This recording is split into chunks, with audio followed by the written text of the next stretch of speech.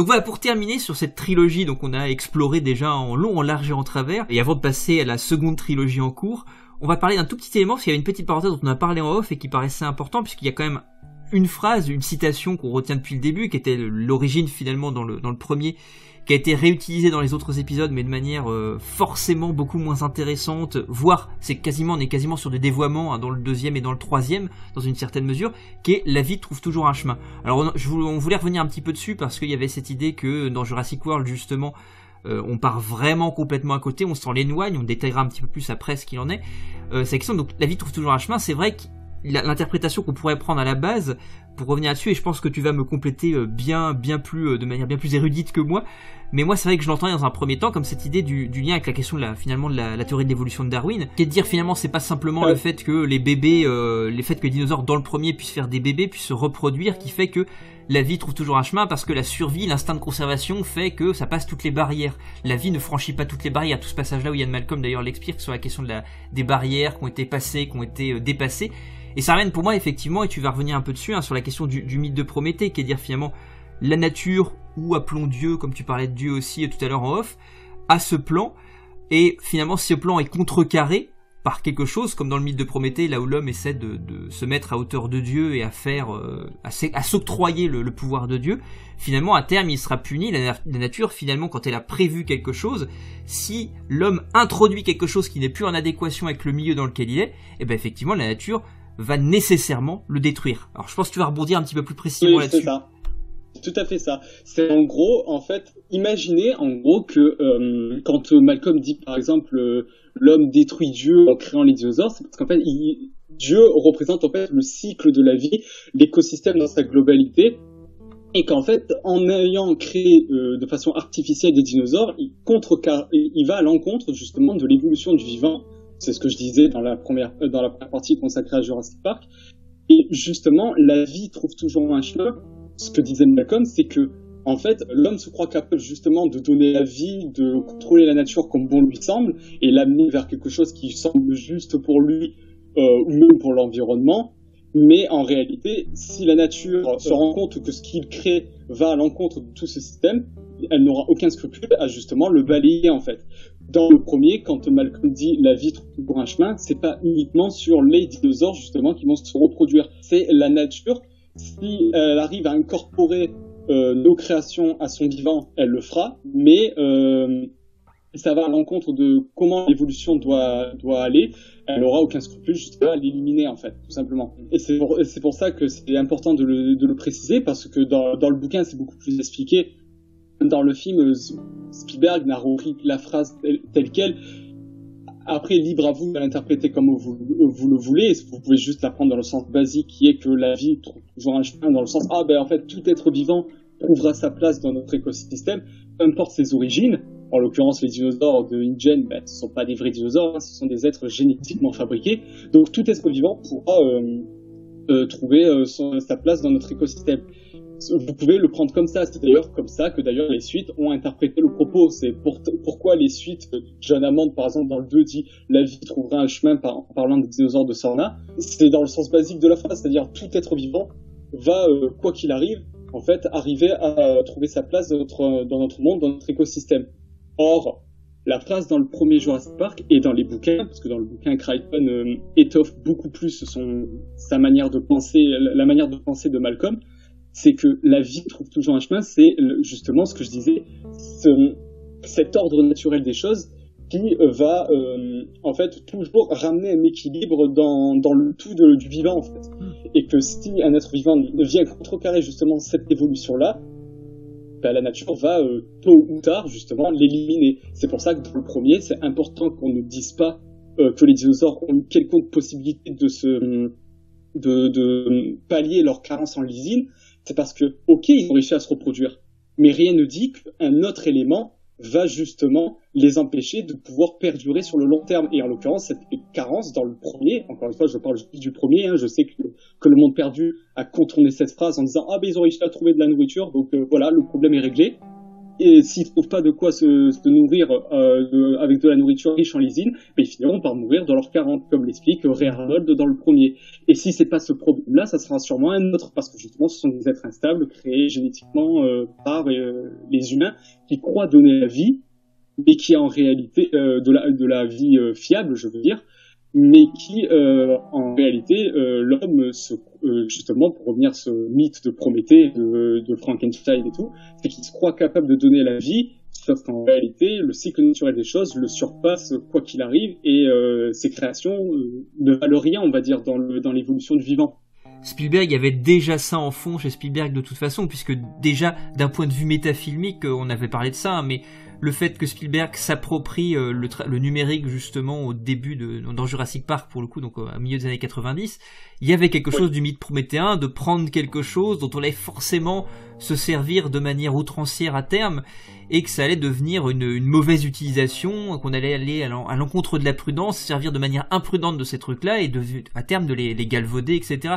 Donc ce mythe propméthéen, il est dans la démarche de Spielberg même en tant que metteur en scène. Donc je pense que nécessairement ce qu'il y a dans le film, dans le premier j'entends, pose totalement cette idée de mythe propméthéen de manière extrêmement précise.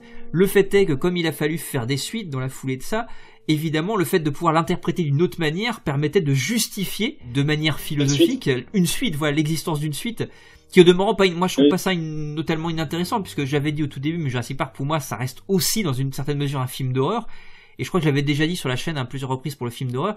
Le film d'horreur, c'est la suite, effectivement, elle a un côté très opportuniste, mais c'est aussi constitutif de l'horreur. C'est l'idée de toujours repousser ce qui fait peur dans un avenir, puisque quand la peur s'actualise, elle ne fait plus peur. Donc le fait de repousser la peur dans quelque chose, dans un avenir, amène encore de l'appréhension.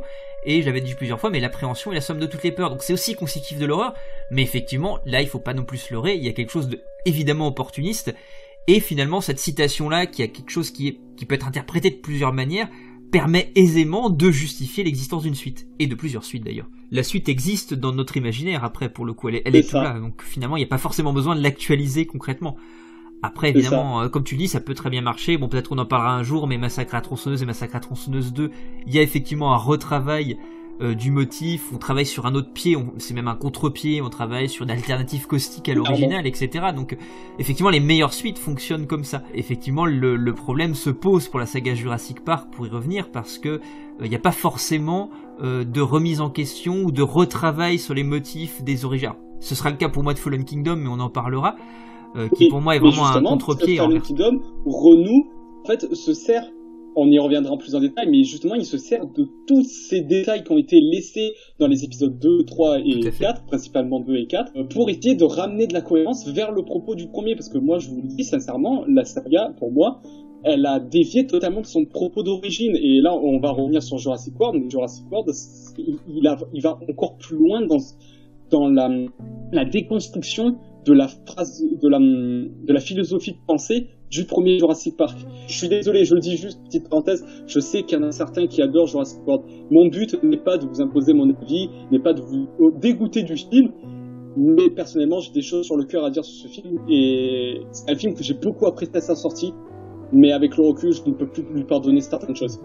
Mais ça, pour le coup, c'est intéressant, parce que là, c'est le seul sur lequel on va avoir peut-être des petites différences d'appréciation, on va dire, parce que finalement, je pense que sur les griefs qu'on peut avoir contre le film, il y a des choses assez similaires, sauf que peut-être, et c'est un petit peu ce qu'on disait en off, peut-être que j'avais moins d'attentes dans la mesure où je pense par rapport à toi, probablement que tu es beaucoup plus érudit sur le sujet que moi, mais moi je suis pas suffisamment fan de la saga à proprement parler. Moi, on l'a dit, bon, moi le premier est un chef-d'œuvre absolu, mais moi tout ce qui suit me tient beaucoup moins à cœur, on va dire dans une certaine mesure, et pour le coup, moi c'est l'objet filmique qui m'intéresse, et si on le compare ne serait-ce qu'à Jurassic Park 3 qu'on vient de terminer, pour moi Jurassic World est un meilleur objet filmique que Jurassic Park 3.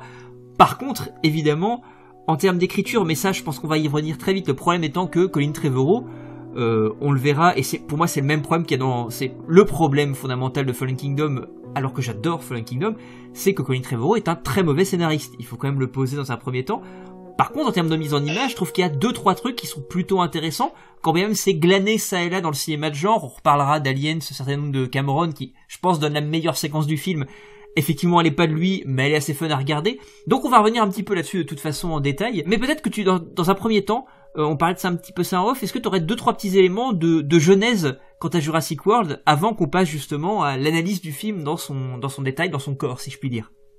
Eh ben justement, alors du coup après en 2001, du coup on retourne à la fin de Jurassic Park 3 à sa sortie. Le film est globalement assez mal reçu.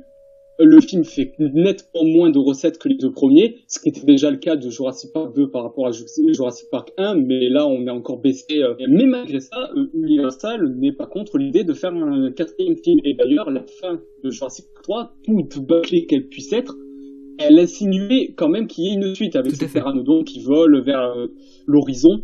Il y avait du coup le projet d'un Jurassic Park 4 qui était envisagé.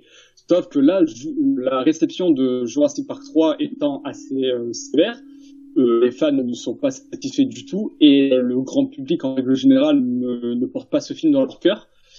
Donc du coup, Spielberg décide de reprendre un petit peu les rênes de la saga en termes de chapeautage, on va dire, en tant que avec un regard de producteur, et décide de regarder plus finement les scripts élaborés. Et l'un des scripts qu'il a rejeté, et on le remercie d'une certaine manière, même si on y reviendra malheureusement, Trevorrow a un peu beaucoup repris sur certains aspects, c'est que dans le script qui était envisagé, en gros, il y avait un personnage qui avait pour mission qui avait un lien avec John Hammond, et Hammond lui a donné comme mission de retourner sur l'isla Nublar pour récupérer la canette de Barbasol de Dennis Nedry dans le premier Jurassic Park. Comment il est au courant de cette canette, j'en ai aucune idée. Et du coup, il allait y retourner pour justement que des personnes malveillantes ne puissent pas la récupérer. Alors qu'il était précisé dans le premier film que cette canette en question n'avait que 36 heures oui, tout à fait, d'espérance de vie, on va dire. Congélation, oui. En gros, les embryons, au bout de 36 heures, ils étaient censés mourir. Mais bon, apparemment, plus de 15 ans après, les embryons seraient peut-être encore en vie. Donc, du coup, il y va. Malheureusement, il se fait embarquer par des gens malveillants qui l'emmènent dans un manoir, hein, qui, en fait, lui explique qu'en fait, ils ont pour mission de dresser des raptors pour les militariser. Oui, alors ça, oui, c'est effectivement, c'est un des éléments qu'on trouve dans le méchant qui est interprété par Vincent D'Onofrio, il me semble, et qui pour lui, effectivement, il y a cette partie de dinosaures pour l'armée. C'est ça. Voilà, qui est assez ridicule dans les faits. Hein. Moi qui fais très Z dans les faits, moi ça m'amuse, mais effectivement c'est assez ridicule. Voilà, et donc ils ont pour mission de dresser et de militariser les raptors, et aussi de créer, du coup, par le biais de cette canette-là, de créer des nouvelles espèces de dinosaures hybrides en mélangeant de l'ADN de chiens, de dinosaures et d'humains, pour créer du coup des dinosaures humanisés, on va dire, capables du coup d'utiliser des armes et du coup d'aller sur les champs de bataille. Je ne sais pas trop de quoi parler d'autre le script, mais grosso modo ça tournait mal apparemment et ça se terminait que le héros en question arrivait quand même à stopper la mission et à ramener la canette à John Hammond. Mais bon, bref. Si vous entendez ce script, je pense que vous pleurez comme moi, et on était tous au début on va dire au milieu des années 2000-2010, en stress de se dire punaise, espérant que ce script ne soit jamais réutilisé. Et Trevorrow est passé par derrière, quoi. Bah écoute, moi, j'avais entendu parler de ce script-là, effectivement. Je t'avoue que voir des dinosaures avec des guns sur des champs de bataille, mon petit côté cinéphile déviant fait que ça m'aurait un peu plu quand même. Ça aurait été peut-être un bon nanar, je ne dis pas. Je pense que ça aurait pu être drôle. Mais ça n'a rien à foutre dans la saga, quoi. Non, mais on est d'accord. Mais un nanar avec plein de thunes comme ça aurait pu être rigolo. Mais effectivement, comme tu le dis, il y a plein de petits éléments qu'on va retrouver ça et là dans le scénar de Jurassic World et de Fallen Kingdom, en fait. C'est assez rigolo que finalement il y a plein de choses qui ont été prises soit ça et là à droite à gauche en essayant de donner un côté finalement moins bis au truc. Je peux reconnaître un truc, c'est que Jurassic World et Fallen Kingdom, quand bien même ils s'inspirent sur certains aspects de ce script-là, ils ont réussi, on va dire, à le rendre un peu plus acceptable. Mais c'est pas pour autant que le fond reste, en tout cas dans Jurassic World, dans Fallen Kingdom, le propos est assez nuancé pour que je puisse l'accepter, mais dans Jurassic World, là on parle de Jurassic World, on reviendra sur Fallen Kingdom plus tard, au stade de Jurassic World, c'est raté, même au sein du script en fait. Ouais. Parce qu'il faut quand même le noter quand même pour quand même introduire la chose pour ceux qui potentiellement ne l'auraient pas vu. Mais voilà, l'idée étant pour Jurassic World, l'idée c'est que le parc a ouvert donc quelques années plus tard, enfin, qu'il ouvre finalement. Alors ce qui déjà pour moi est un contresens déjà à la base, mais on y reviendra. Le parc ouvre. Et puis on va suivre un certain nombre de personnages à l'intérieur de ce parc, dont Owen. Alors tu parlais pour le coup, interprété par Chris Pratt, qui joue un dresseur de raptors, puisque tu parlais des animaux dressés pour le coup. On va suivre Claire, donc qui est la directrice. Oui, vas-y, je t'en prie. Petite parenthèse, le personnage d'Owen est grandement inspiré du personnage qui était envisagé dans le Jurassic Park 4, justement. Le personnage que John Hammond engagé pour aller sur Isla Nublar était un ancien marine aussi, oui. Comme Owen l'est dans Jurassic World en fait. Il y a un passage, moi, que je trouve, on en parlera un peu plus après, mais c'est un passage que je trouve plutôt attachant, en fait, dans les faits. Il est plutôt, moi, je trouvais plutôt sympathique. Fallen Kingdom en fait quelque chose d'intéressant. On suit également Claire, donc, qui est, pour le coup, alors, si je me trompe, elle est directrice, hein, il me semble, du parc. Et puis, on va suivre aussi, donc, ses deux neveux, pour le coup, qui lui sont confiés, pendant un week-end pour découvrir le parc. Et bien sûr, encore une fois, la vie trouve toujours un chemin, mais pris un petit peu, encore une fois, à rebrousse-poil, les dinosaures vont décider de sortir. Alors menés évidemment de leur cage, hein, menés par un animal, un hybride, qui est cette nouvelle créature qu'on va découvrir, là qui est pour le coup est typiquement monstrueuse à proprement parler, vraiment on bascule vraiment dans le monstre, ce que va achever de travailler Bayona dans le suivant, donc elle est l'Indominus Rex, pardon. Mais voilà, pour le coup, voilà, on est dans un système, en fait, finalement c'est Jurassic World, est un film miroir, alors miroir déformant peut-être de l'original, exactement dans une certaine mesure comme l'est Fallen Kingdom avec le monde perdu dans une certaine mesure, mais là où Jurassic Park était plus réussi que le monde perdu, me semble-t-il, Fallen Kingdom est pour le coup plus réussi que Jurassic World. Mais voilà, je est en train de trop dire sur Fallen Kingdom, donc revenons sur Jurassic World. Donc je t'en prie, peut-être pour commencer, tu voulais parler justement du dressage, il me semble. Du dressage, oui. Alors l'idée en soi n'est pas forcément mauvaise, mais alors parce que de base, en fait, l'idée peut dérouter, et je peux totalement le comprendre. L'idée même de vouloir dresser les raptors est en soi un truc totalement invraisemblable, dans la mesure où les raptors, justement, on n'arrêtait pas de le répéter dans les précédentes parties, est littéralement la menace absolue lors du climax des films la plupart du temps. Dans Jurassic Park, c'est le cas. Ils sont présentés comme des êtres vicieux, dangereux, implacables. Le Vélociraptor a toujours été montré comme un être excessivement dangereux, enfin impitoyable tout simplement. Et là, on décide du coup de nous les montrer sous un jour totalement nouveau où on peut les dresser. Alors ça, c'est un problème, passage pour rebondir sur ce que tu dis. Pour moi, c'est plutôt un problème dramaturgique qu'un problème. On va dire qu'un souci de réalisme entre guillemets, parce qu'évidemment on verra un petit peu après, mais moi mon gros problème avec Jurassic World quand même, malgré tout, on l'a teasé déjà depuis 3 épisodes, mais qu'il y avait déjà un petit peu dans le 3e, hein, qui est l'anthropomorphisme.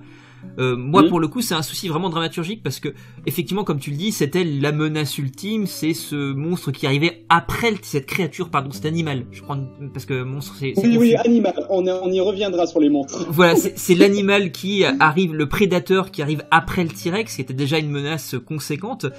Et là pour le coup effectivement ça va amoindrir la puissance du raptor. Ceci étant dit, je trouve que pour le coup tu le dis, en fait c'est en termes de nature, si on traite les animaux encore comme ils sont traités au début, comme des animaux, le fait de dresser n'est pas quelque chose qui est complètement illogique ou irrationnel. Moi je trouve que ça fonctionne sur l'idée. Par contre ça fait déchoir dramaturgiquement en fait la créature.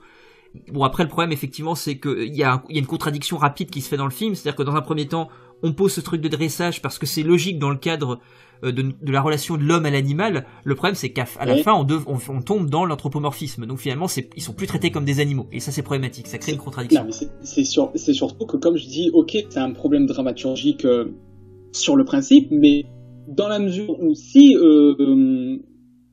Trevorrow avait décidé de nous les montrer domestiqués et tout ça, de A à Z, bah, tu te dis, bon, ça biaise totalement le propos que, du coup, la vie ne peut pas être domptée, la vie trouve toujours un chemin, comme on dit à chaque fois, on ne commande pas la nature. Là, si du coup les vélociraptors auraient été domestiqués complètement, hein, ça biaiserait totalement le propos, mais soit, ok, si c'est assumé de A à Z, pourquoi pas. Le truc, c'est que Trevorrow en est conscient qu'il est en train de jouer sur un terrain très glissant vis-à-vis des vélociraptors. Donc, il décide dès le début d'imposer l'idée que non, ils ne sont pas domestiqués. C'est un lien de confiance qui se crée entre Owen et les vélociraptors. Et que la moindre faille pourrait en fait tout chambouler et que les vélociraptors se retournent contre lui. Et d'ailleurs, ça se voit dès la première scène où on les voit. quand Owen essaie de les empêcher de bouffer une des personnes du parc, le jeune, tu sais, qui essaie de récupérer le cochon et qui tombe malencontreusement dans l'enclos, il s'interpose et il essaie de les en empêcher. Je sens qu'il n'est pas sûr de lui, et dès qu'il se retourne, justement, il se jette sur lui, quoi. Donc tu te dis, ouais, il y a un lien de confiance, mais en même temps, ils sont présentés comme dès qu'ils peuvent te la faire à l'envers, ils te le feraient, quoi. Et finalement, plus tard dans le film, ils sont utilisés pour tuer l'Indominus, parce que c'est un des plans de Hoskins, là, du coup joué par Vincent D'Onofrio, qui décide du coup de vouloir utiliser le dressage des raptors à des fins militaires, et là en l'occurrence du coup de les utiliser contre l'Indominus Rex. Et donc du coup là à ce moment-là, l'Indominus et le Vélociraptor communiquent brièvement l'un envers l'autre, ce qui est assez bizarre vu que l'Indominus nous a été présenté comme une espèce hyper dangereuse, solitaire, qui a même bouffé sa sœur. Donc en l'occurrence, l'animal serait plus proche d'un animal cousin de lui, parce qu'il a de l'ADN de raptor. Bon, enfin, ça en fait pas. Les raptors ne sont pas un membre de sa famille pour autant, tu vois. Pour le coup, le véritable lien qu'il aurait pu créer, c'est avec sa sœur dans l'enclos. Et en l'occurrence, il l'a bouffé. Donc ça veut dire qu'il se sent plus proche d'un être de 4 animaux là dont il ne connaît ni l'Adam ni l'Ève, et que là, juste parce qu'il a des gènes de raptor, il communique avec eux et il fait une alliance avec eux. Bon, bref, ça n'a aucun sens. Et en plus, Trevorrow ne va pas dans sa logique pure, puisque à la toute fin, quand l'Indominus se retrouve face au T-Rex, là, il n'y a aucune alliance qui se crée, alors que l'Indominus a plus de T-Rex en lui que de Raptor. Mais bon, ça montre encore une fois les incohérences du script de Trevorrow, et il n'a pas qu'une. Mais donc du coup, les Raptors décident de s'allier avec l'Indominus et de se retourner contre les humains. Et le moment clé qui brise définitivement toute confiance, c'est quand même quand t'as toute l'armée qui décide de leur tirer dessus, de tirer sur l'Indominus, et les Raptors, en l'occurrence, même s'ils sont pas visés directement, on leur tire dans leur direction. Et il y a même un des membres de la squad de Raptors qui se fait tuer à coup de projection, quoi. Donc, enfin, à ce moment-là, la liaison entre humains et Raptor est totalement brisée. Et pourtant, à la toute fin, t'as Owen qui arrive à retrouver un lien avec Blue, tu sais pour quelle raison, si ce n'est encore une fois que, oh là là, c'était quand même quelqu'un qui s'était bien occupé de nous, j'ai pas envie de le tuer. Le problème, c'est que tous les personnages et animaux du film sont des fonctions, en fait. C'est-à-dire qu'il n'y a pas de... la plupart, à l'exception de peut-être Owen qui a quelque chose, et de Claire dans leur amourette sympathique au demeurant, tout le reste c'est des fonctions, c'est-à-dire qu'ils sont des coquilles vides, les personnages, c'est-à-dire et les dinosaures en particulier aussi, qui sont comme sur un échiquier, qui sont déplacés au fur et à mesure selon les circonvolutions que va prendre le récit, en fait. Et c'est très problématique parce qu'évidemment il n'y a pas de logique interne, si ce n'est une logique extra ou méta-scénaristique. En fait, c'est juste une logique méta-scénaristique. C'est-à-dire que dans le scénario, ces personnages n'ont aucune valeur. Donc, ils sont vraiment agencés pour que le scénario avance. Et les retournements de veste, si je puis dire, des Raptors, c'est vraiment selon ce que le récit veut, selon où le récit veut aller. Et il n'y a pas de logique interne. Et c'est surtout, je pense, presque un cahier des charges. C'est-à-dire, il fallait à un moment donné qu'il y ait les rapports en mode dangereux, si je puis dire. Donc, on fait qu'ils retournent leur veste pour devenir dangereux, pour avoir la scène un petit peu copiée du Monde Perdu avec la scène dans les Hautes-Herbes, où du coup, t'as tous les raptors qui sont achetés à l'affût et qui sautent sur tous les humains à la suite des autres. Donc, en plus de ça s'inspire d'une scène que Spielberg avait fait, mais tu pouvais te dire, si il la renouvelle complètement, ça pourrait être bien, sauf que la mise en scène qu'il incorpore est encore une fois une repompage totale de la mise en scène de Cameron sur Aliens. Donc même là c'est pas innovant, et donc du coup on nous les présente comme étant dangereux pour finalement après, parce que le scénario en a besoin, les refaire changer à nouveau de veste en les faisant se rallier à nouveau à Owen contre l'Indominus Rex, qui n'a aucun sens. C'est un film qui est problématique parce que Jurassic Park dans la saga globalement était une saga qui se voulait scientifiquement relativement cohérent. Plausible. Voilà, plausible. Là, le problème, c'est que c'est pour ça que je trouve que Bayona va un peu transformer l'essai, parce que effectivement, Fallen Kingdom n'a pas un très très bon scénar. Je pense qu'il s'appuie pas pour moi sur un grand scénar. Par contre, Bayona, par le biais de sa mise en scène, arrive à poser une logique métaphorique. Et c'est pour ça justement qu'il va faire migrer le dinosaure vers le monstre avec toute la portée, avec toute la charge métaphorique qu'il y a derrière. Et c'est pour ça qu'il y a plein d'éléments que beaucoup de gens ont trouvé complètement illogiques dans Fallen Kingdom, notamment on verra ça, mais le geste de la petite fille à la fin, mais qui métaphoriquement en fait fonctionne à mort par rapport au signifiant, par rapport à ce que vit le personnage et à ce que métaphoriquement ça veut dire. Ce geste qu'elle a est très logique. Là le problème c'est que le film, il a pas cette portée métaphorique par le biais de la mise en scène. C'est une mise en scène que moi je trouve pas désagréable et plutôt bien foutue et qui arrive même à être efficace à des moments. Là où Bayona, il y a quelque chose, il peut faire passer métaphoriquement des incohérences d'écriture en posant une cohérence métaphorique et une cohérence par rapport à ce que l'image raconte et pas par rapport à ce que le scénario raconte en tant que tel. Je veux dire, j'entends en termes purement narratifs. Là, pour le coup, Trevorrow n'a pas pour lui une mise en scène qui est vecteur de sens. Donc on peut pas oublier, ou en tout cas ces incohérences, elles vont d'autant plus nous sauter aux yeux que la mise en scène n'est pas vecteur d'un sens autre que les éléments purement narratifs qui sont posés et qui se voudraient être cohérents scientifiquement.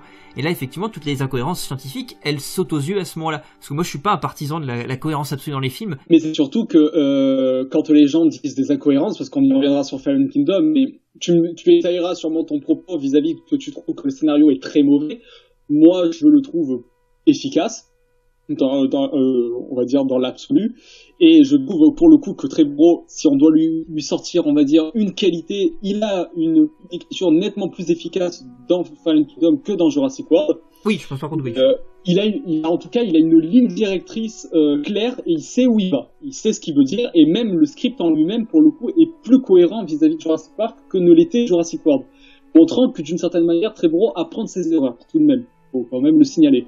Et pourtant, moi, c'est vrai que je le défendrais quand même sur pas mal de points, parce que je l'ai bien apprécié au cinéma, la première fois, et je l'ai revu, et finalement, ce deuxième visionnage n'a pas été un visionnage douloureux, en fait, je me suis plutôt amusé. Je trouve que le film, en tant que divertissement, avec, au passage qu'il pose en fond, qui est finalement un truc assez cohérent, il y a quand même un truc que moi, je lui garde sur celui-ci, par rapport à la cohérence avec le premier, c'est tout le discours métafilmique sur la question du mythe de Prométhée, dont on n'a pas parlé au tout début, sur l'idée que Spielberg s'appropriait une nouvelle technologie et que de fait elle pouvait être mal utilisée à mauvais escient parce qu'il ouvrait la boîte de Pandore. On revient sur le mythe de Prométhée, le mythe de Frankenstein, tout ce qu'on veut.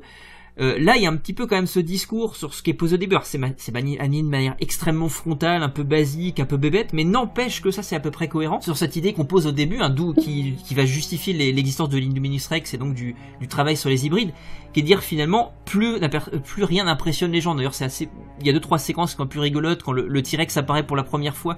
Il apparaît dans l'écran d'un téléphone portable et immédiatement, et on le voit vraiment en plus, il sature le cadre de l'écran, et puis le gamin qui le filme en fait s'en désintéresse très vite et préfère envoyer des messages. Le seul animatronique du film, c'est l'apatosaure, et justement l'apatosaure en train de mourir. Donc encore une fois, il y a un côté méta de dire que l'animatronique n'a plus sa place dans le blockbuster actuel. Je pense, oui. Il est en train de littéralement de mourir sous nos yeux au profit du CGI à outrance. Et ce qui permet de faire en plus un écho à la Triceratops d'ailleurs de Jurassic Park aussi également. Tout à fait.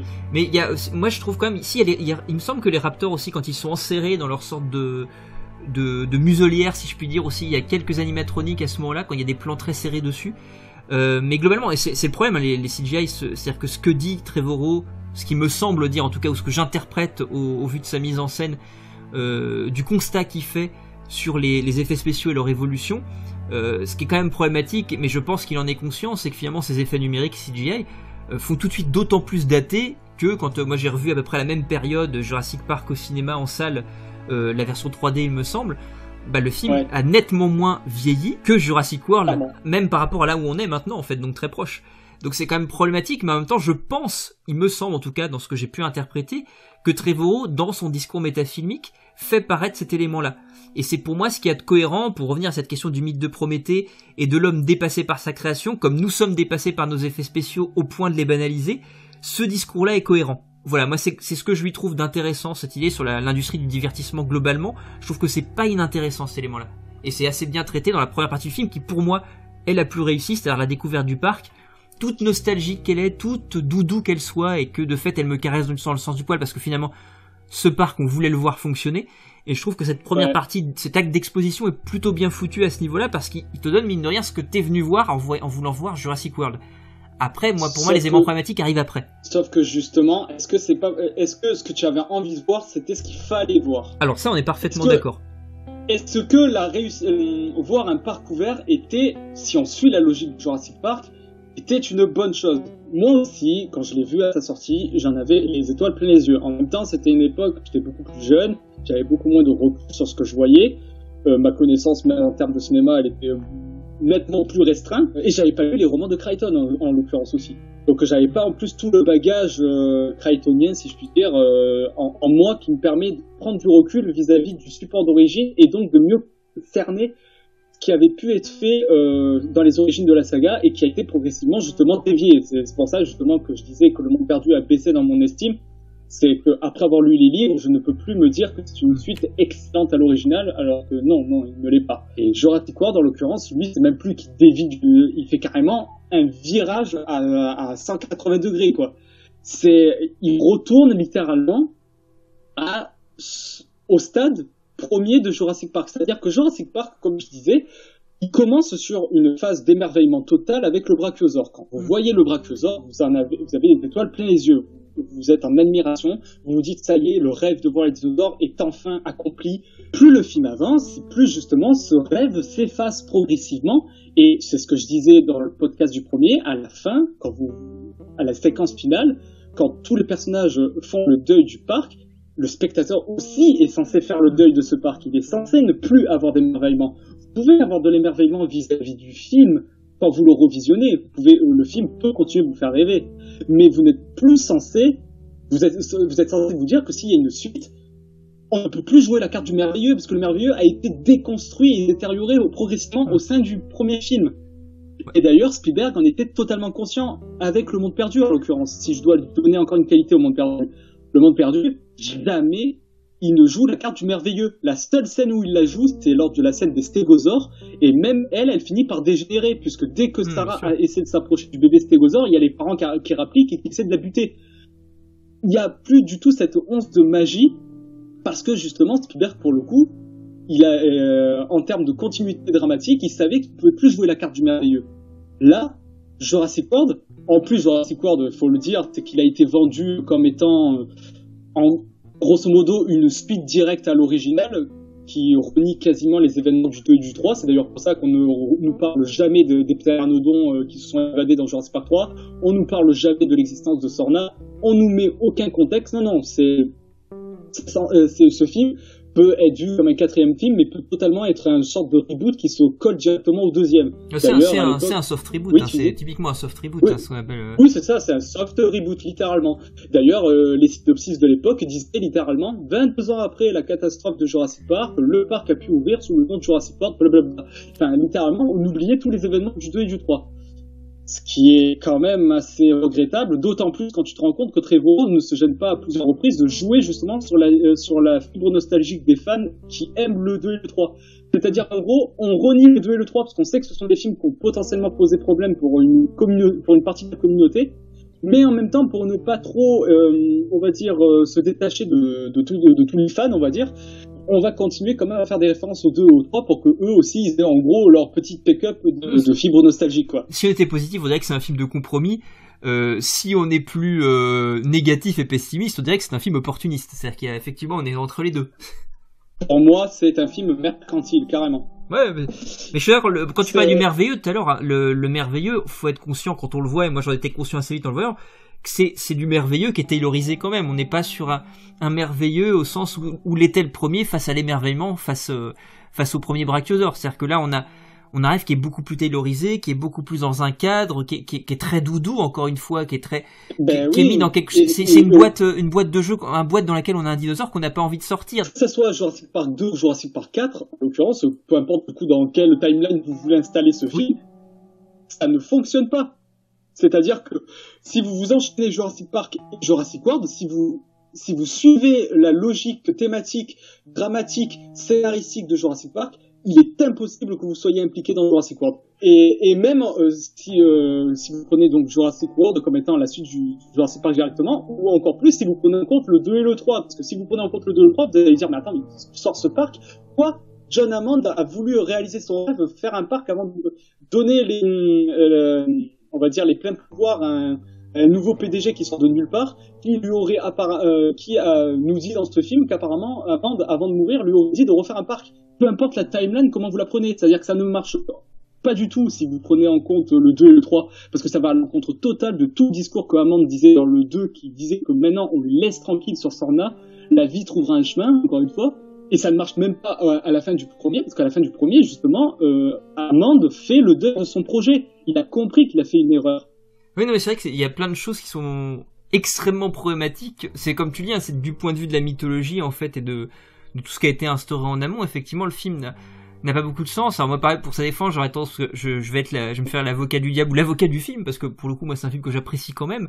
Pour moi, encore une fois, c'est pas pire dans la démarche que n'était Jurassic Park 3, parce que Jurassic Park 3, c'est vrai que j'avais peut-être pas forcément rentré en détail là-dessus, mais pour moi, c'est un film aussi excessivement opportuniste, en fait, et qui souffle continuellement le chaud et le froid, et qui est complètement à côté de la plaque, qui est dans le compromis ou l'opportunisme, on ne sait jamais vraiment.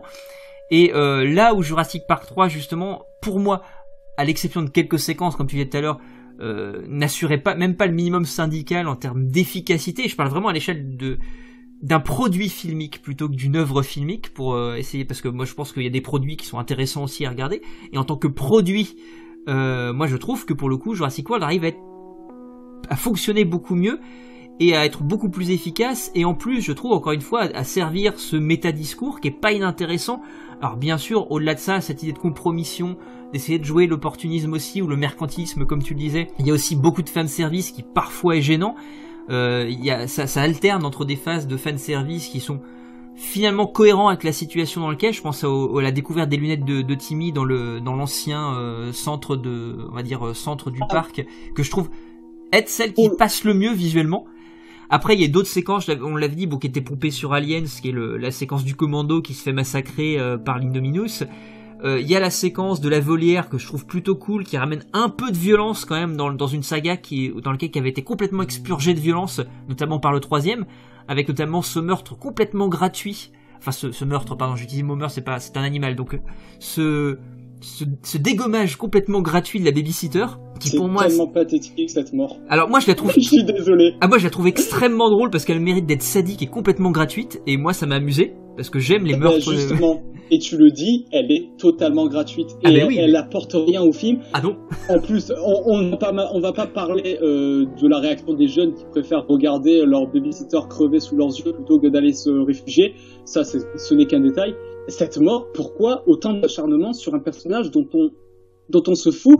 Et quand tu écoutes Trevorrow dans les interviews, il dit littéralement, c'était pour fêter le fait que c'était la première femme dans la saga à mourir. Enfin, tu te dis, mais à quel moment tu fais une séquence complète avec une telle justification? Ah ben elle est complètement gratuite, hein, on est d'accord.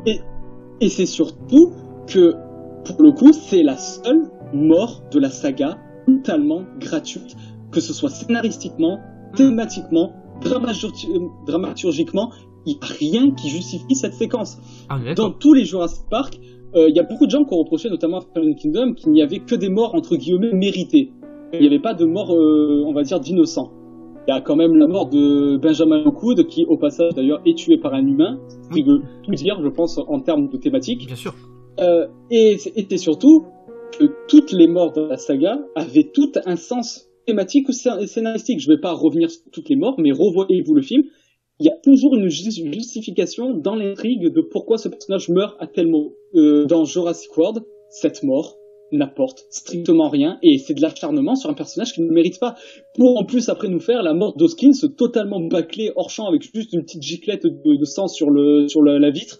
Enfin, pourquoi bâcler la mort de ce personnage qui pour le coup était un personnage qui méritait nettement plus de souffrir par rapport à sa connerie, la connerie qu'il effectue, alors que ce personnage, il a fait quoi? Alors, elle a pas surveillé assez bien les jeunes, mais c'est pas une justification assez grande, et d'autant plus que ce sont eux d'eux-mêmes qui ont pris l'initiative de s'enfuir, et qui eux-mêmes prennent l'initiative de se foutre dans la merde lorsqu'ils sont dans le parc et qu'il y a le petit écran qui leur signale qu'il y a un problème, qu'il faut retourner du coup à l'accueil, qu'il faut arrêter l'attraction. Et eux, ils décident de continuer à se balader au milieu de dinosaures, et qui décident eux-mêmes de faire du hors-piste. Donc littéralement, c'est Zach et Greg qui se sont eux-mêmes foutus dans la merde. Zara ne méritait pas cette mort, et encore une fois, elle ne justifiait rien. C'est littéralement le film se met en pause pendant 40 secondes, tu sais pas pourquoi. Ah, on est parfaitement d'accord que narrativement, elle n'a aucun intérêt. Mon sadisme naturel fait que je voulais trouver ça très très marrant, parce que c'est typiquement, on parlait de slasher dans le monde perdu, c'est typiquement une mort de slasher complètement gratuite, mais au demeurant, moi je trouvais ça plutôt marrant. Ouais, mais dans le monde perdu, les morts, elles avaient tout un sens. Elles avaient du sens, par contre. Eddie, il meurt, mais il meurt pourquoi ? Parce que c'était le seul à être, on va dire, l'informaticien du groupe. Donc le seul qui serait, on va dire, fiable pour essayer d'appeler les secours. Donc là, maintenant, on a perdu la personne qui potentiellement pouvait, du coup, trouver un problème vite fait, bien fait, pour pouvoir se sortir de toute cette galère. Et c'est lui qui meurt. On a ensuite Dieter. Dieter, c'est un connard qui maltraite les animaux, donc il paye ses frais. Mais après, moi, la gratuité me dérange pas en tant que telle. C'est-à-dire qu'un personnage mort de manière gratuite, qu'il a absolument pas, entre guillemets, mérité par rapport aux autres, ne me dérange pas en tant que tel. Si c'est le discours du film, qui est de dire, attention, on est dans une nouvelle saga, c'est du soft reboot, on repart sur de nouvelles bases, n'importe qui peut mourir, y compris des innocents. C'est pas quelque chose d'inintéressant en tant que tel. Le problème, et c'est là effectivement où là pour le coup cette gratuité n'a pas vraiment de sens non plus, parce que la gratuité peut avoir un sens, bien au contraire, la gratuité souvent a du sens si elle est bien utilisée. Le problème ici, c'est qu'effectivement la babysitter n'est pas écrite. Elle aurait été écrite et on montrait justement à quel point elle est innocente, et on prenait le temps de la poser pour que justement on ait de l'empathie au moment où on crève, et elle se dit putain c'est injuste qu'elle meure parce qu'en plus on nous a montré à quel point c'est quelqu'un qui est digne d'empathie, qui est sympathique. Moi ça ne me dérange absolument pas, mais comme elle n'est pas écrite, elle apparaît comme un bot qui se fait massacrer de manière complètement gratis. C'est ça, et pour le coup, pour revenir à ce que tu dis, eh ben Eddie remplit totalement ce contrat, c'est-à-dire que c'est un personnage qui fait tout son possible pour pouvoir sauver ses collègues, et qui, malgré ça, va mourir. Et en plus, Spielberg s'amuse, joue encore une fois, on revient sur le côté sadique et un peu cynique de Spielberg, c'est qu'il nous montre un personnage galérer pendant 5 minutes à essayer de sauver ses collègues. Et en plus de ça, il prépare une sorte de setup, un genre de fusil de Tchekhov, littéralement, avec son fusil, pour que quand il essaie de l'utiliser, le fusil reste bloqué. Donc, en plus, narrativement, Spielberg se joue de son personnage, et ce qui rend ta mort encore plus injuste au sein du récit. Tout à fait. Et même d'une certaine manière, moralement un peu douteuse, parce que, pourquoi ce personnage-là meurt, et Nick, lui, par contre, qui avait toutes les raisons de mourir, justement, ne meurt pas. Là, c'est un autre problème. Mais justement, mais c'est intéressant, justement. Ça peut être prendre un contre-pied aussi, moralement, donc c'est intéressant. Vas-y. Je trouve que c'est justement intéressant, parce que ça va être prendre un contre-pied moral que je trouve chouette, pour le coup, qui va te prendre à revers, et qui fait que sa mort va être d'autant plus marquante. Oui, sa mort est marquante, effectivement. Je ne peux pas dire le contraire. C'est l'une des meilleures, si ce n'est la meilleure mort de la saga. Oui. Mais tu vois, il y avait au moins un effort exercé autour de sa mort, et en plus de ça, elle a un sens au sein du récit. Encore une fois, c'est l'informaticien du groupe. Donc tu te dis, le gars le plus compétent du groupe meurt. Du coup, sur l'instant, tu es en mode comment ils vont faire. Pareil que dans le Jurassic Park, où tu as Robert Muldoon, qui est le spécialiste des Velociraptors, qui du coup a toutes les raisons du coup de comprendre et de cerner le comportement de ces animaux, et qui finalement sera celui qui va mourir. Et du coup, ça ajoute encore plus de tension en mode putain, même lui il y passe. Du coup, les autres sont vraiment pas à l'abri, quoi. Oui, et c'est le problème d'ailleurs pour le fait le commando, en fait. C'est-à-dire que la séquence du commando qui est, on l'a dit, pompée sur Cameron, mais en tant que tel, moi, ça me dérange pas parce qu'elle a tellement été pompée la séquence que c'est devenu une sorte de motif maintenant, de séquence d'action. Mais ce que je trouve intéressant là-dedans, qui démontre vraiment l'idée de cette absence d'écriture ou d'avoir conscience de ce qu'on raconte véritablement, c'est que ce commando, c'est un commando qui nous est montré en 2 plans comme étant un commando ultra badass qui pourrait être un obstacle devant sur le chemin de l'Indominus Rex en fait, et qui se fait massacrer. Le problème c'est que cette séquence-là en tant que telle, le fait que ce soit le seul obstacle face à l'Indominus Rex ne fonctionne pas non plus, parce qu'encore une fois on ne prend pas le temps de te présenter ce commando. On ne pose pas comme c'était le cas chez Cameron. On voit ce commando-là, on vit avec eux au tout début du film, quand on est sur le Sulaco pour le coup et qu'on arrive sur la planète des colons. On prend le temps de vivre avec eux. On a de la sympathie pour eux, on a de l'empathie pour eux. On voit que c'est des mecs qui rigolent pas. On voit que c'est quand même des mecs qui savent se battre, qui ont du métier. Là, pour le coup, on le voit pas. C'est-à-dire que ce commando arrive comme ça. Et en 3 minutes, l'espace d'une séquence qui est purement référentielle graphiquement et on va dire dramaturgiquement, ils se font tous massacrer, mais ça fait très peu d'effet finalement. À part le plaisir, pourquoi pas encore une fois, de se voir ce massacre gratuit, ce qui parfois pour moi me suffit, là c'est le cas, moi ça me suffit, ça m'amuse, mais en tant que tel, dramaturgiquement et émotionnellement, ça ne fonctionne pas parce que justement on ne prend pas le temps d'écrire. Et c'est ça, moi il y a un problème Et je trouve qu'on retrouve un peu ce problème-là dans Fallen Kingdom, sauf que dans Fallen Kingdom, c'est rattrapé par une mise en scène qui raconte plus que ce que me raconte l'écriture pure. Oui, et puis même, enfin, on y reviendra, mais même, je trouve que les personnages sont un peu plus écrits oui. dans Fallen Kingdom.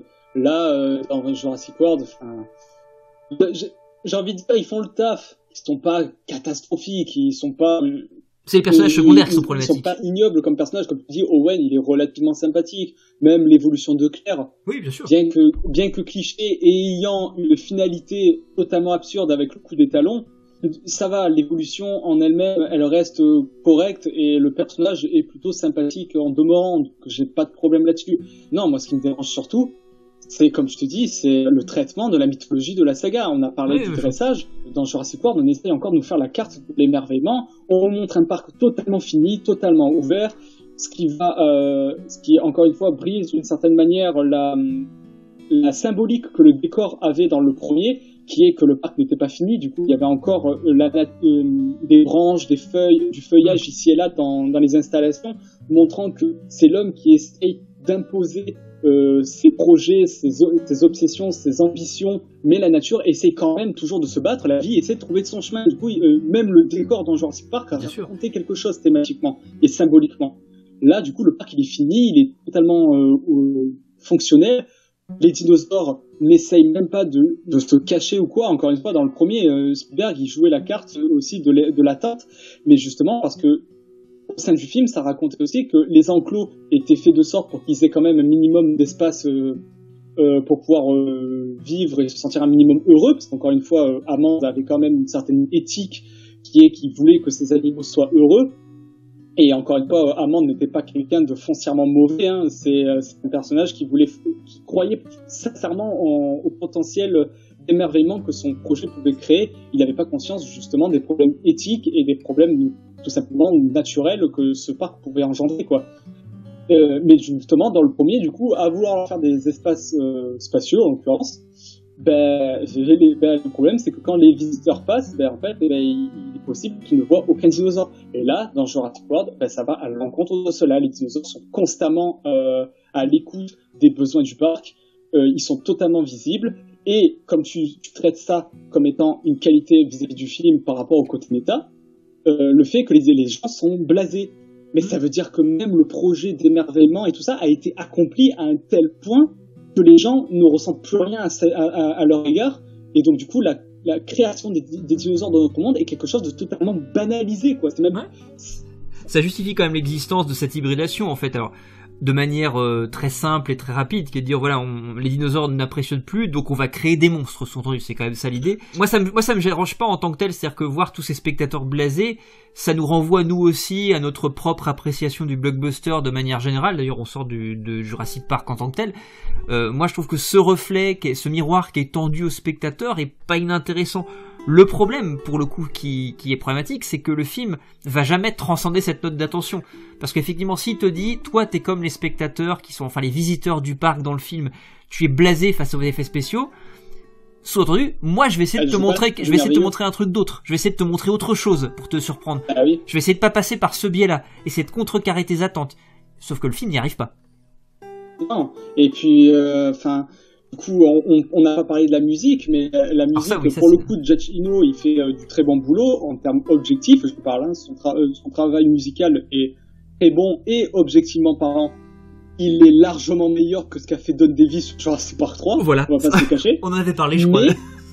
Mais, justement, ça va, encore une fois, c'est pas en continuité avec les autres films. C'est-à-dire que dans les autres films, John Williams dans Jurassic Park, il jouait la carte de l'émerveillement quand il fallait, et la musique, elle savait être stressante quand il fallait, et la fin se terminait sur une note un petit peu amère, avec quand même les notes de base de Jurassic Park qui revenaient progressivement jusqu'au générique de fin, pour montrer en fait l'espoir qui est que oui, les dinosaures ne peuvent pas être recréés, mais regardez le vivant actuel est déjà quelque chose de merveilleux, en l'occurrence avec les pélicans. Donc il y avait une cohérence dans l'utilisation de la musique de Williams dans Jurassic Park et dans Le Monde Perdu, justement. Qu'est-ce qu'il fait? Il réinvente quasiment intégralement la composition vers quelque chose de beaucoup plus sauvage, comme je disais, de brutal. On n'est plus du tout sur le merveilleux. Et Jurassic Park 3, même si la musique est encore une fois, je trouve, pas réussie, elle ne jouait pas encore la carte du merveilleux. Alors il y a quelques scènes ici et là qui essaient de jouer le merveilleux pendant 30 secondes, ce qui ne marche pas du tout au sein du film, mais même ça va à l'encontre justement de cette idée qu'à ce stade on n'est plus censé faire des merveillements. Ou alors si tu en fais, il faut que c'est du sens au sein de ton film, ce qui n'est pas vraiment le cas dans Jurassic Park 3. Mais quoi qu'il en soit, la musique expérimentale, complètement bruitiste et pas forcément cohérente au sein du film et qui donne pas d'identité forcément à l'œuvre, au moins on gardait dans cette idée de musique qui ne jouait plus du tout la carte du merveilleux, tu vois ce que je veux dire? Oui, tout à fait, ouais.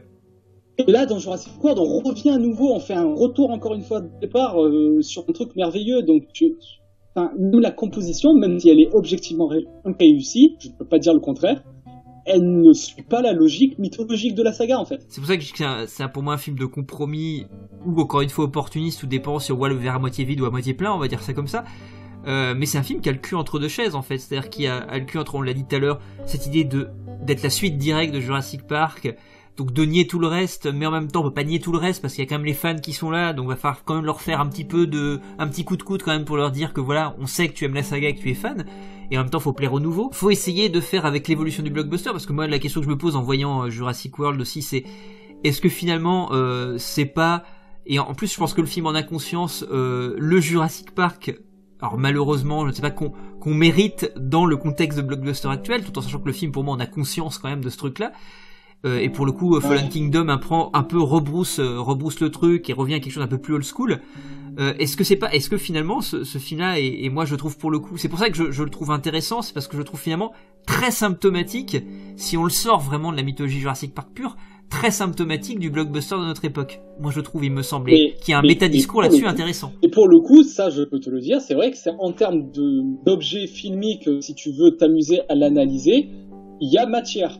Mais même si tu le prends en tant qu'objet filmique qui est totalement dépendant de Jurassic Park, c'est-à-dire que autant Jurassic Park 2 et 3 pouvaient être vus comme des aventures individuelles. Le film est très timoré parce qu'il est entre il est toujours dans ce double truc où il sait pas vraiment à qui il doit plaire. D'ailleurs, moi je sais pas vraiment à qui il doit plaire, s'il doit plaire aux fans, mais il était pensé clairement pour les fans d'origine, hein. L'idée même d'un parc fonctionnel, c'est ce qu'un fan, on va dire dans le sens basique du terme, va vouloir voir. Et moi je le dis sincèrement, quand j'ai vu le film la première fois, j'avais des étoiles plein les yeux. C'est après, en digérant le film, que déjà en tant que film je le trouve pas forcément très réussi, mais même en tant que Jurassic Park, c'est pas loin du mauvais, quoi. Enfin, même en termes de Jurassic Park, c'est mauvais, je le dis clairement. Qu'est-ce que tu fais de ce film, quoi? Un film qui, du coup, ne s'incorpore pas dans la logique de la saga. Et quand tu le prends individuellement, il faut prendre du recul que le film critique d'une certaine manière ce qu'il est lui-même. Et c'est là que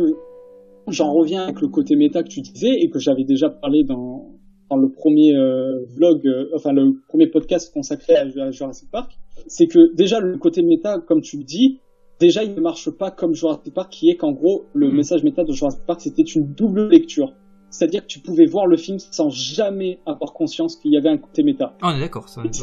Et c'est justement la force de Jurassic Park, c'est que Jurassic Park, avant tout, c'était un film de science-fiction qui parlait de science. Et ensuite, tu pouvais le voir avec un œil plus cinéphilique et y voir une métaphore de l'industrie du cinéma de l'époque. Là où Jurassic Park, il faut instantanément que tu comprennes le côté méta pour que le film ait un minimum de sens, parce qu'en termes de propos scientifiques, ça ne marche pas du tout. Il n'apporte rien au sein du cinéma qui lui donne une quelconque légitimité de critiquer le schéma blockbusterex des années 2010, en fait.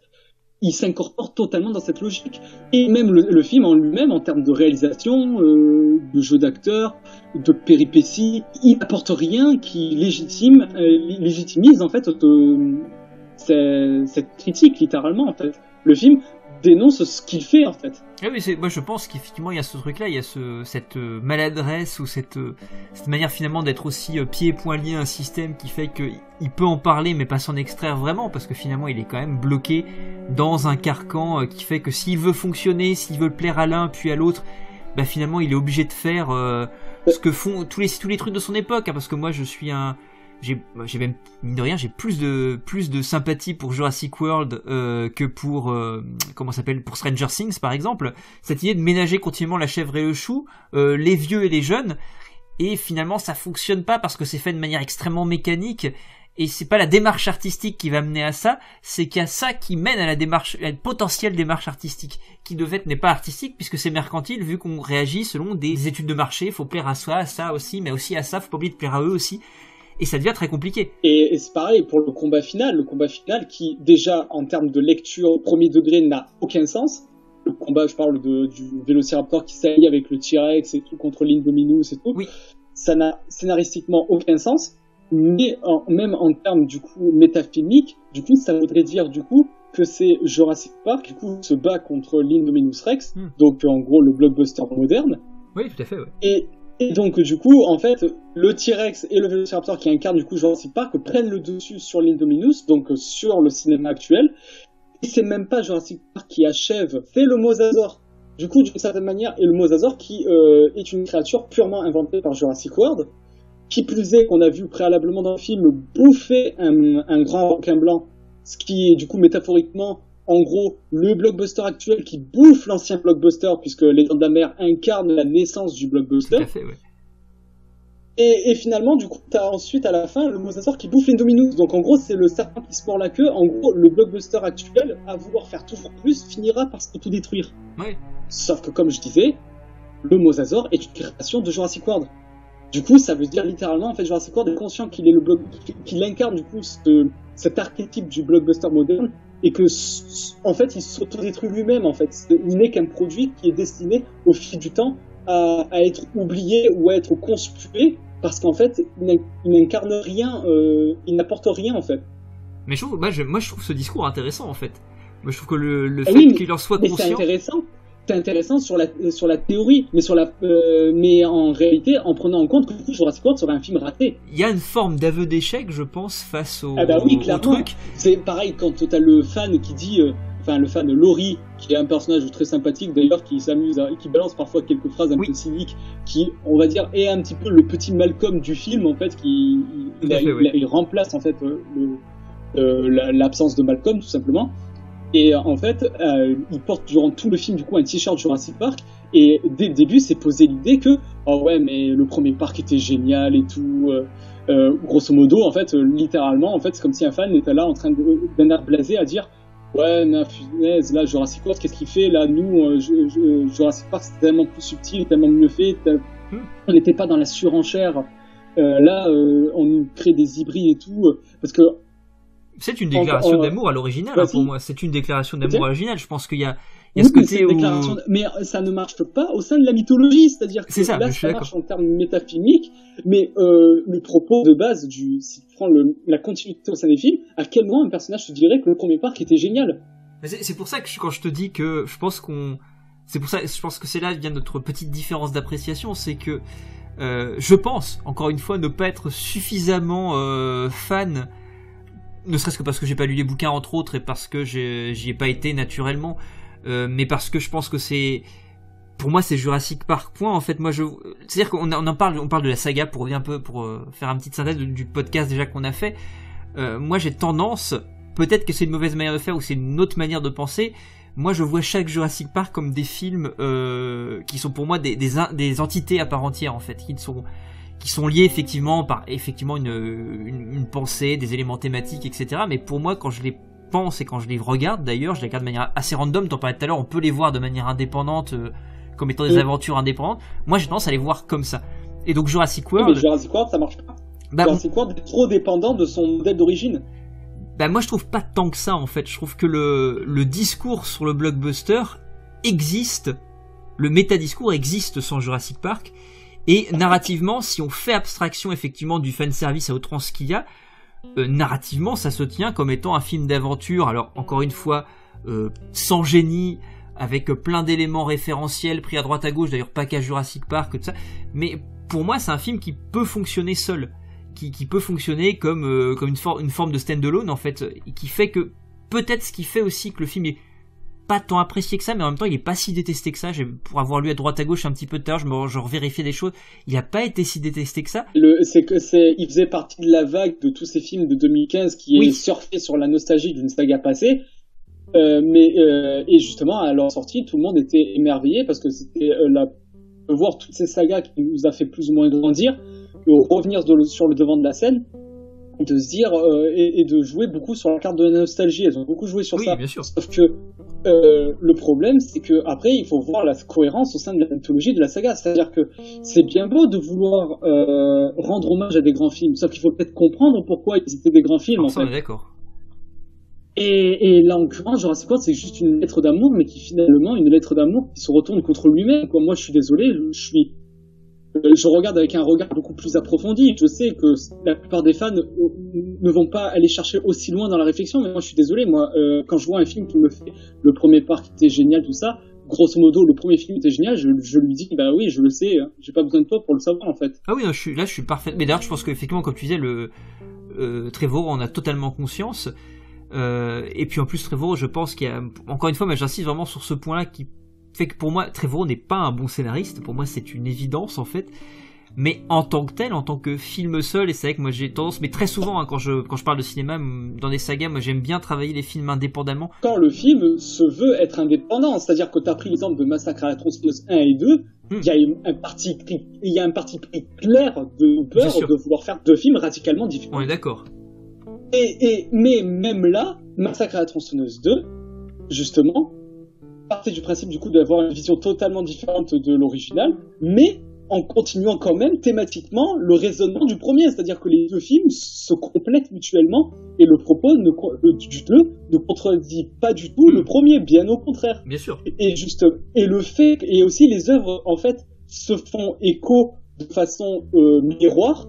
Parce que de base, les deux films appartiennent à deux décennies totalement différentes. L'un incarnant on va dire, la crise des années 70, le deuxième incarnant les excès des années 80. Donc même là, en fait, le propos est contradictoire en soi. Donc en fait, les films ne pouvaient pas jouer sur la même carte, en fait. Et le côté excessif, grand guignolesque, comique, parfois un peu poussé à l'absurde que le 2 a, et en fait en accord avec l'époque qu'il incarne en fait. Bien sûr. C'est un parti pris, une note d'intention qui est vraiment en plus une réaction à ce que les années 80 ont pompé dans le cinéma des années 70 et qui est de dire voilà, je vais faire moi-même mon truc. Et puis aussi il faut voir le film au sein de la carrière de son auteur qui a connu énormément de hauts et bas durant tout son heure de gloire, on va dire.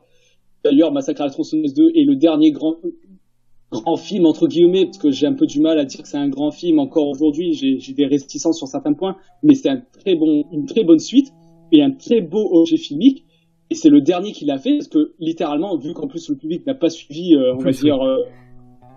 il s'est fait littéralement défoncer à sa sortie, le film, ça n'a fait qu'enterrer la carrière de son auteur. Et justement, le film incarne un petit peu ce côté volonté de pousser une vision artistique à bout, quitte à en faire trop, et tu sens vraiment que c'est une œuvre qui a quelque chose à raconter, qui a une âme, qui a envie de pousser une gueulante littéralement sur son époque et sur l'industrie du cinéma de l'époque et sur sa propre carrière, sur le manque de compréhension que ces œuvres voulaient incarner et que les producteurs notamment lui ont mis des bâtons dans les roues dans ses projets aussi. Il y a plein de choses qui s'incorporent dans ce film-là, qui donnent un objet filmique très riche, mais qui n'oublie en tant que tel, on peut le voir en tant que tel, mais qui n'oublie pas pour autant d'être une suite à un film. Et où a beau être conscient qu'il n'arriverait jamais à réitérer le coup de génie qu'il avait su faire dans le premier, il n'oublie pas pour autant de le respecter et de justement jouer à son égard pour créer quelque chose de totalement neuf, tout en étant dans sa continuité.